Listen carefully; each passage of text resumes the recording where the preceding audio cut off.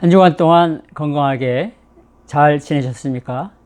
1618 선교회 유재도 선교사입니다. 오늘 주일 아침에 뉴욕에 있는 어떤 교회에 가서 은혜롭게 예배를 잘 드리고 왔습니다. 그런데 1시간 동안 예배를 인도하고 설교를 하는 가운데 제가 얼굴에 마스크를 쓰고 인도하고 설교를 했습니다. 교회 성도들도 그렇지만 목회자들이 얼마나 수고하고 고생하는가 하는 것을 피부로 느낄 수가 있었습니다. 오늘 우리가 이 유튜브 강의를 통해서 여러분들에게 하나님의 위로와 힘과 지혜와 용기가 넘치게 되기를 간절히 기도합니다. 오늘 제목은 예수님은 어떻게 학생들의 학습 흥미를 불러일으켰나 하는 것입니다. 유발시켰나 하는 것입니다. 여러분, 참 이 교육의 원리가 참 분명한 것이 사람은 흥미를 느끼는 곳으로 몸이 가고 정신이 가고 마음이 갑니다. 여러분은 무엇에 흥미를 느끼면서 살아가고 계십니까? 어떤 것에 여러분이 많은 흥미를 느끼고 계십니까? 이 시간에 이 기독교 교육 방송을 듣는 것은 이 방송에 관심과 흥미가 있기 때문입니다. 이 질문을 우리가 교육할 때마다 늘 생각해야 되겠습니다. 한번 몇 개 사진을 보시겠습니까? 제일 왼쪽에 있는 사진은 여러분 큰 책방 또는 도서관에 가서 열심히 책을 읽고 있는 것입니다. 책에 독서에 흥미가 있기 때문입니다. 그 옆에 사진은 무거운 배낭을 지고 등산하는 모습이죠. 여러분 얼마나 힘들고 땀이 나겠습니까? 그러나 흥미가 있기 때문에 산에 올라가는 것입니다. 여기 첫 번째 사진은 이제 유명한 음악회에 사람들이 참여해서 지금 이 오케스트라의 연주를 보고 있는 것입니다.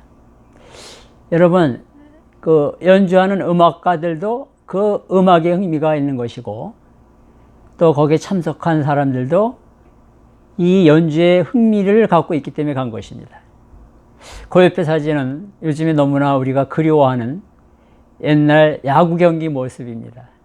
여러분, 얼마나 보기만 해도 시원합니까? 흥미가 있기 때문에 비싼 입장료를 내고 밤에 야구 경기를 가는 겁니다. 흥미가 삶을 이끌어가는 것입니다. 그래서 오늘 중요한 원칙 중에 하나가 사람들은 흥미를 느낄 때 배운다는 것입니다. 그래서 교사가 해야 될 많은 일 가운데서 흥미를 불러일으키는 것, 흥미를 유발시키는 것은 매우 중요한 일입니다. 자, 우리 예수님은 어떻게 하셨는가 한번 생각해 보시기 바랍니다. 예수님을 뛰어난 교사라고 제가 강의 첫 번째 말씀을 드렸습니다. 그런데 예수님께서 뛰어난 교사이신 이유 중에 한 가지가 배우는 사람들, 듣는 사람들의 흥미를 끌어내셨습니다.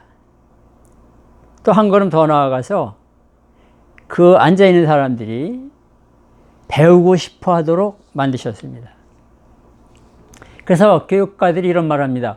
흥미라는 것은 학습의 기쁨으로 들어가는 문이다. 또는 열쇠다. 그런 말을 합니다. 자, 그러면 우리 예수님께서 어떻게 흥미를 불러일으키셨는가? 오늘 이게 제일 핵심, 뼈대가 되는 강의 내용입니다. 네 가지죠. 동기를 부여하심으로 흥미를 불러일으키셨고 그 다음에 변화를 가져온 겁니다. 여기 변화는 다양한 것을 말합니다. 그리고 배우는 사람들을 참여시킨 겁니다. participation 그렇게 말하죠. 그리고 배우는 사람들이 보게끔 만든 겁니다. visualization 그렇게 말합니다. 그래서 오늘 네 가지 동기부여, motivation, 변화, variation, 참여, participation, 시각화, visualization을 꼭 기억하시기 바랍니다.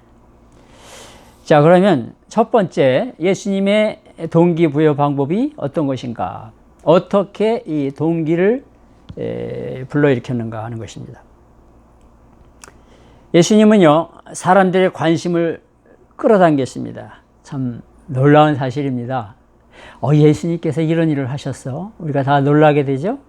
예수님은 최고의 교육가이시니까 벌써 이런 방법을 쓰신 겁니다. 그래서 먼저 집중을 시킵니다. 마태복음 11장 15절에 예수님께서 귀 있는 자는 들을지어다. 그러면 사람들을 딱 이렇게 집중시킵니다. 그리고 예수님은요, 깜짝 놀랄 만한 표현들을 사용하셨습니다. 예를 들어 보면요, 산상설교를 하실 때 이런 말씀하시죠. 심령이 가난한 자가 복이 있다. 애통하는 자가 복이 있다. 온유한 자가 복이 있다. 사람들이요, 놀라게 되는 거예요. 아니, 심령이 가난한 자가 복이 있어? 애통하는 자, 울고 슬퍼하는 자가 복이 있어? 강한 자가 살아남는데 온유한 자가 복이 있어? 그러면서 집중하게 되는 것이죠. 관심을 갖게 되는 것이죠. 그 다음에요, 우리 예수님께서는 이 이야기를 사용하셨습니다. 재미있는 이야기. 제가 초등학생이었을 때 방학 때마다 시골을 갑니다. 그러면 저녁에 할머니가 무서운 또는 재미있는 옛날 이야기를 해주십니다. 얼마나 재미가 있는지. 할머니 하나만 더 해주세요. 하나만 더 해주세요. 막 그랬던 적이 있습니다. 사람들은 누구나 스토리, 이야기를 좋아합니다. 예수님은 그 이야기를 쓰신 거예요. 그 다음에 질문을 던지십니다. 여러분, 예수님께서 쓰신 그 동기부여 방법 중에 하나가 질문입니다. 꼭 기억하시기 바랍니다. 나중에 제가 한번 이걸 한 챕터로 강의를 하겠습니다. 그 다음에 시각적인 방법을 쓰신 것입니다. 보여주시는 것이죠.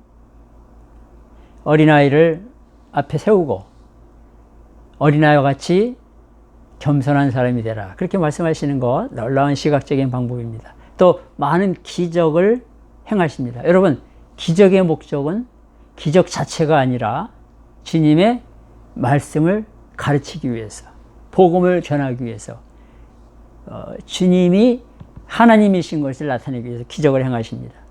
그 다음에 주님은요, 요청하십니다. 여러분, 요한복음 4장에 예수님께서 사마리아 여자를 만나게 되죠. 우물가에서, 수가성 우물가에서. 그때 예수님께서 요청하십니다. 나에게 좀 물을 달라. 그러면서 관심을 가져오고 동기를 부여시키는 겁니다. 또 예수님은요, 참 이거 중요한 건데요, 개인의 이름을 다 아시고 부르십니다. 삭개오야, 속히 내려오라. 그러시죠? 처음 만나는데 주님은 이름을 아셨습니다. 오늘 내가 내 집에 유하여야 하겠다. 얼마나 놀라운 주님의 그 교육 방법입니까? 자, 그리고요, 예수님은 사람들의 호기심과 관심을 자극하셨습니다. 많은 교육가들이 이런 말합니다. 학생들, 배우는 사람들의 마음속에 적절한 혼돈, 적절한 불확신, 적절한 의문감을 갖게 만드는 것이 교육으로 들어가는 아주 중요한 일이다. 그런 말을 했습니다. 예수님께서 이 방법을 쓰신 것입니다. 여러분, 이런 게 많이 성경 말씀에 나오는데요. 여기 지금 적어 놓은 것처럼 마태복음 13장 36절에 여러분, 예수님께서 비유로다가 이제 밭에 가라지에 그 말씀을 하고 나시니까 제자들이 호기심을 갖게 됐습니다. 그래서 주님께 물어봅니다. 주님, 이게 무슨 뜻입니까? 하면서 학습에 참여하게 되는 것입니다. 이런 것들이 성경에 무수히 많이 나옵니다. 또 우리 예수님은 사람들의 필요가 무엇인지, 문제가 무엇인지 깨닫게 하셨습니다. 그리고 그 필요와 문제를 주님께 갖고 나올 때 해결해 주신 것입니다. 사람들이 그래서 예수님께 자신의 많은 필요와 문제를 가지고 나아갔습니다. 마가복음을 예를 들면요, 여러분 거기 읽어보시면 귀신 들린 사람이 그 문제 가지고 주님 앞에 나아갑니다. 몸에 질병이 든 많은 사람들이 예수님을 찾아 나옵니다. 문둥병 걸린 사람이 주님 앞에 나옵니다. 중풍병자들이 고침을 받습니다.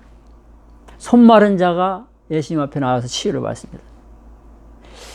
호수에 이제 배를 타고 가다가 광풍을 만나니까 제자들이 주님을 찾습니다. 뭐 이런 것들이 무수히 많이 나옵니다. 주님께서 이렇게 필요와 문제들을 이제 알게 하시고 갖고 나왔을 때 해결해 주십니다. 그런데요, 우리 예수님의 교육 방법 중에 하나가 이런 필요와 문제들을 가지고 나오기 전에는 해답을 주시지 않았습니다. 이게 참 중요하죠. 예수님은 사람들이 자신의 문제와 필요를 가지고 찾아 나올 때까지 기다리십니다. 이걸 오늘 우리가 기억해야 되겠습니다. 우리가 우리 문제, 필요, 어려움을 가지고 주님 앞에 가지고 나아가는 것이 매우 중요합니다. 예수님은요, 이건 참 오늘 우리가 귀담아 들어야 되는 것인데요, 배우는 사람들에게 칭찬과 감사의 마음을 종종 표현하셨습니다. 여러분, 교육학에 있어서 이게 중요한 원리인데요, 칭찬해주면 효과가 올라갑니다. 그러나 자꾸 단점만을 지적해주면 교육 효과가 떨어지는 일들이 벌어집니다. 예수님께서 이런 방법을 쓰셨는데요, 예를 들면 나다나엘을 보고 주님께서 말씀하십니다. 이는 참 이스라엘 사람이다. 그 속에는 간사한 것이 없도다. 굉장한 칭찬이죠. 여러분, 그러면서 그를 이제 주님의 제자로 끌어오시는 것입니다. 또 뭐 이 밖에 많이 있는데 예수님께서 로마 백부장을 칭찬해 주셨죠. 이만한 믿음을 본 적이 없다. 마태복음 8장 10절. 또 이방 여인, 수로보니게 여인, 정말 상에서 떨어지는 부스러기를 찾는 마음으로 주님 앞에 찾아온 그 여인을 칭찬해 주십니다. 마태복음 15장 28절입니다. 또 예수님의 머리에 값비싼 향유를 부은 한 여인도 주님이 보시고 칭찬하시죠. 그가 내게 좋은 일을 하였느니라. 마태복음 26장 10절입니다. 자, 주님께서 이렇게 사람들에게 흥미와 관심을 불러일으키셨습니다. 그 다음에 두 번째 큰 주제인데요, 예수님은 가르치실 때 다양한 접근 방식과 다양한 과정, 변화를 일으키신 것입니다. 그래서요, 이것은 우리에게 너무나 중요한 건데요, 예수님께서 사용하신 다양한 교수법이 무엇인가? 여러분 놀라지 마십시오. 이렇게 여러 가지가 나옵니다. 주님이 교육을 하실 때 강의를 하셨습니다. lecturing. 그리고 주님은요, 토론하게 만드셨어요. discussions. 아까도 말씀드린 것처럼 예수님이 잘 쓰신 방법 중에 하나가 질문을 던지시는 겁니다. 사람들이 나를 누구라고 하느냐? 그리고 또 물으시죠. 너희는 나를 누구라고 말하느냐? 대단한 교육학 방법입니다. 그리고 주님이 질문이 나올 때 응답을 잘 하십니다. 여러분, 자녀들이나 또 학생들이나 성도들이나 이웃들이 어떤 질문을 할 때 성의껏 잘 대답을 해줘야 됩니다. 그 다음에 주님은요, 아주 간단한 어떤 말씀을 하십니다. 딱 기억에 남게끔. 간단한 신술. 그리고 이제 좀 이따 살펴보겠지만요, 주님은 대화를 하십니다. 이게 한 5번 복음서에 기록이 되어 있습니다. 그리고 우리 예수님께서는 그 이야기를 아주 잘 사용하셨습니다. 돌아온 탕자의 비유. 얼마나 여러분, 우리가 결코 잊지 못하죠. 스토리텔링이라고 그러는데, 그 다음에 주님은요 수십 가지의 비유로 진리를 선포하십니다. 패러블이라 그러는데, 그리고 우리 주님은 예화를 들으십니다. 예증, demonstrations. 그리고 주님은요 인용하시는 겁니다. 구약의 말씀을 인용하시죠. 주님이 공생의 초기에 사탄의 시험을 받으실 때 주님은 그 사탄의 세 가지 시험을 다 말씀으로 이기시는데 신명기 말씀입니다. 말씀을 인용하시는 거예요. 그 다음에 주님이 쓰신 방법 중에 하나가 훈계, 엄하게 야단치는 것입니다. 그리고 놀랍게도 주님이 수수께끼를 던지면서 또 교육을 하셨습니다.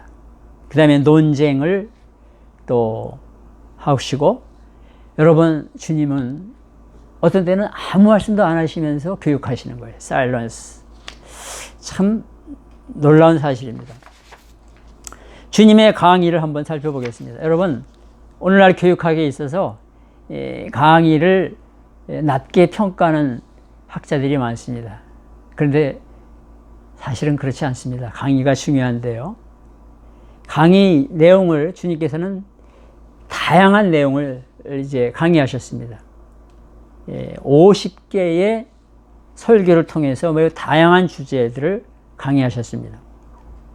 그리고요, 강의하시면서 다른 방법들과 이렇게 병행해서 쓰셨습니다. 어떤 것들은 이제 분량이 길기도 하고 짧기도 하고. 그 다음에 세 번째가 참 중요한 건데요. 잘 아는 것에서부터 시작해서 모르는 것으로 진행을 하셨습니다. 그리고요, 주님의 강의는 그 듣는 사람들의 영혼의 여러 가지 면에 주님께서 호소하셨습니다. 접근하셨습니다. 사람이 갖고 있는 영적인 여러 가지 문제들, 소망의 문제, 염려, 본능, 양심, 이런 것들을 주님께서 파고 들어가신 거예요. 그리고 주님은요, 개인의 성품에 맞추어서 강의하셨습니다.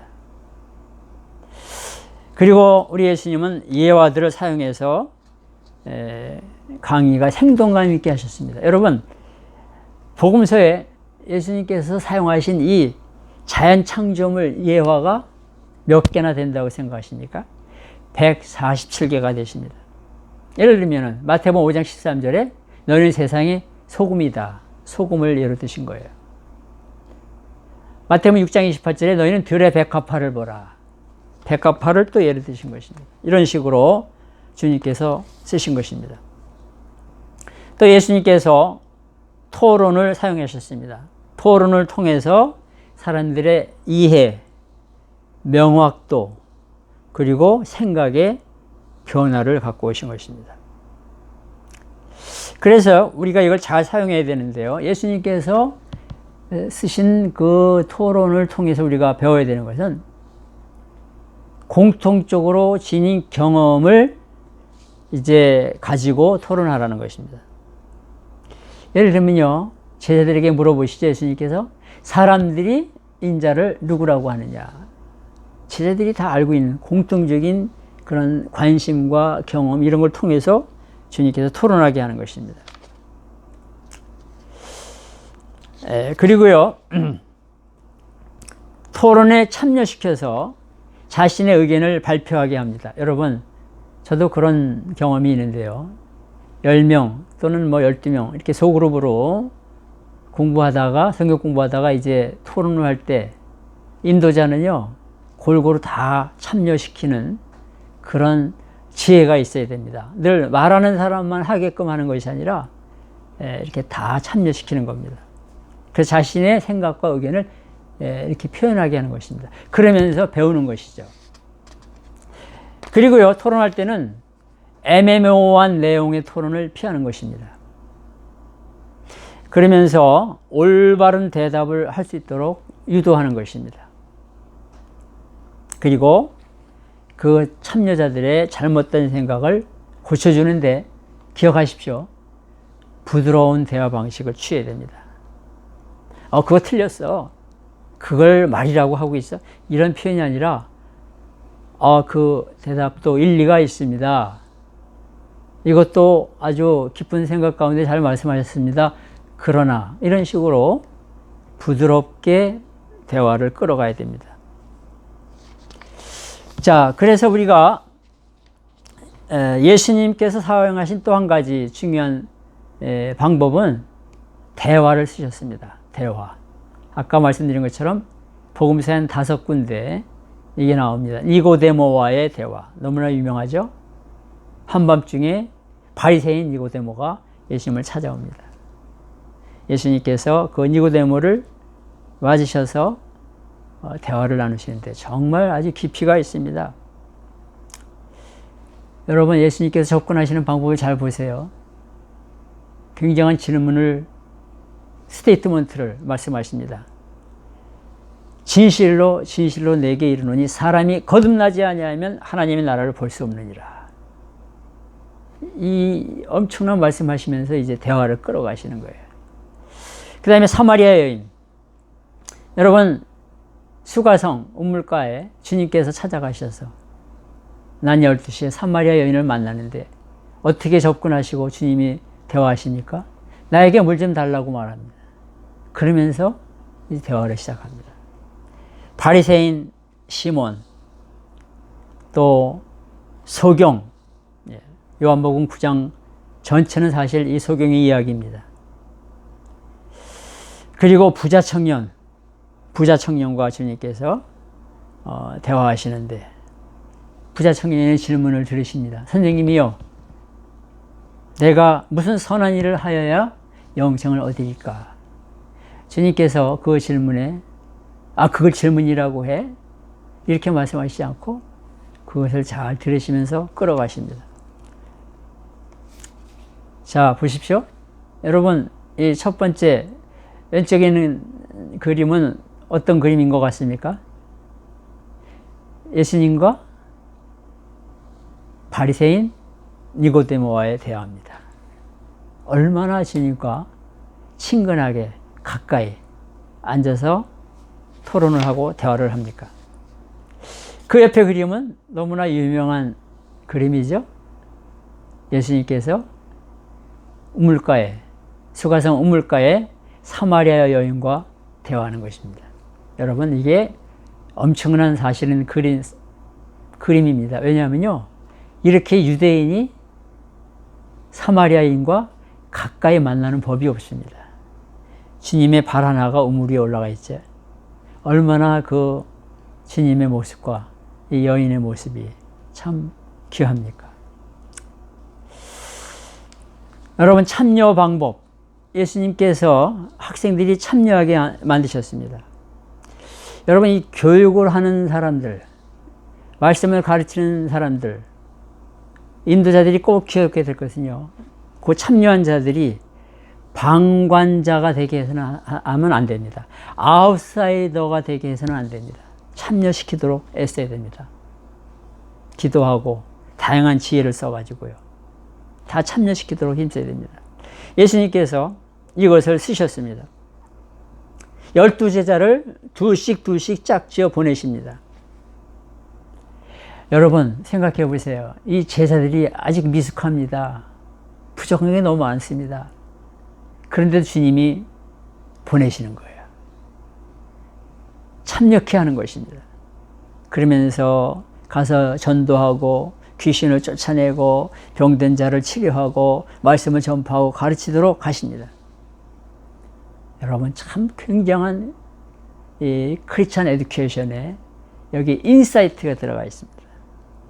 그래서 참여시키는 그런 일이 너무나 신앙교육에 중요합니다.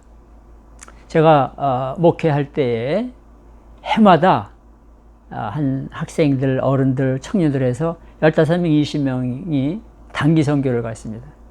그러면요, 그 한 20명이 그 미션을 같이 하면서 참여하고, 또 그 준비하면서 참여하고, 또 하루 종일 선교하고 돌아와서 서로 리뷰하면서 참여하고, 그러면서 서로 성장이 되고, 또 서로 많은 것을 깨닫게 되는 것입니다. 사실요, 제가 선교지에서 깨달은 것 중에 하나가 교회에서 1년 교육하는 것보다 선교지에서 2주, 열흘 할 때 더 많은 효과가 나는 것을 매번 느꼈습니다. 왜 그럴까요? 참여했기 때문에. 그래서 이 파티시페이션이 중요합니다. 그 다음에 여러분, 시각화. 예수님은 가르치시는 내용을 보여주는 방법을 쓰셨습니다. 12제자가요, 아직 미숙하니까 서로 누가 높으냐, 누가 최고냐 이러면서 늘 다투었습니다. 어느 날 예수님께서 어린아이 하나를 가운데 세우시고 말씀하십니다. 이 어린아이와 같지 아니하면 천국에 들어가지 못한다 하면서 겸손한 자가 되도록, 섬기는 자가 되도록 가르치셨는데 얼마나 굉장한 그 시각화, 비주얼라이제이션 교육입니까? 그런데 우리가 깊게 들어가 보면 예수님의 삶 자체가 가르침의 그 시각화 교제입니다. 여기 영어로 제가 써놨습니다. Jesus' very life was a visual, reinforcing what he taught. 그래서요, 교육학자들이 이런 말을 합니다. 우리가 무엇을 볼 때는 효과가 83%, 듣기만 할 때는 11%의 내용을 배운다는 거예요. 굉장하죠, 차이가. 결론입니다. 우리가 오늘 예수님의 이 방법을 통해서 배워야 될 것은, 흥미를 불러일으키는 방법은 학생들을 어떻게 하면은 좋은 의미로 자극을 시킬 것인가 하는 것입니다. 그리고 그 학생들에게 동기를 부여하는 겁니다. 배워야 되는 일, 또 무엇을 배워야 될지, 또 적극적으로 배우도록 동기를 부여시키고요. 그 다음에 학습 방법에 변화를 가져오는 것입니다. 매일 똑같은 방법으로, 같은 스타일로만 하는 것이 아니라 하여간 뭐 시청각 재료 하나라도, 재밌는 흥미있는 이야기 하나라도 들려주고 보여주고 다양한 방법을 쓰는 것입니다. 그리고 참여하도록 하는 것입니다. 이게 훌륭한 선생님, 훌륭한 리더의 모습입니다. 학생들이, 배우는 사람들이 다 참여하도록 하는 거고, 시각화를 주님 앞에 배워서 우리가 또 사용하는 것입니다. 여러분, 오늘 우리 예수님께서 하신 교육 방법 중에 어떻게 흥미를 불러일으키셨나 하는 것을 배우는데요. 이거는 일반 교육에서도 굉장히 중요하고, 특별히 신앙교육은요, 이게 너무 중요합니다. 우리가 하나님 앞에 기도하면서 성령의 능력을 받아서 주님을 닮아가면서 이 일을 잘 감당해야 되겠습니다. 제가 오늘 이렇게 하얀 옷을 입고 나왔는데 그 이유가 있습니다. 어제는 우리 한국의 광복절이었습니다. 정말 하나님께서 민족을 은혜로 해방시켜 주셨는데, 우리는 이제 영원한 나라의 백성이 되었습니다. 우리 죄를 다 사함받고 예수 그리스도의 보혈로 흰옷 입고 주님을 찬양하는 천국 백성이 되는데, 이 땅에서도 날마다 굳센 믿음과 또 주님의 말씀으로 이 코로나도 이기고 인생의 온갖 문제도 넉넉히 이기면서 승리하는 흰옷 입은 천국 백성으로 여러분 살아가시면 좋겠다는 의미로 이렇게 흰옷을 입었습니다. 한 주간 동안 승리하시고 또 다음 주일 만나겠습니다. 안녕히 계십시오.